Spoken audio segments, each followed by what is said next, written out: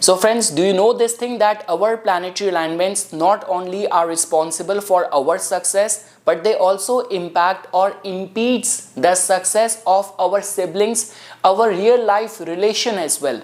Like the way I recently talked about this, that in our classics, if a child is born in the same moon nakshatra as of his sibling or of his parents, is not considered as very auspicious. People have this mindset that it will give strong compatibility, but rather it create more problems. In certain cases, even in the cases of the twins, you will see that obviously they are going to have the same ascendant or same moon nakshatra because of being born in a difference of few minutes only, but the luck or the fate of one of the sibling tend to remain weak.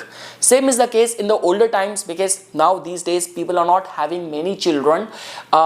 Those were the times, if after three sisters fourth brother will be born, or after three brothers one daughter will be born, her fate or stars used to be very weak. Now this has been seen in the research, mentioned in the classics. Same way guys, I've seen that, like for example, if you have elder sibling has got Saturn moon conjunction, that moon is very hemmed in the third house which belongs to the younger sibling.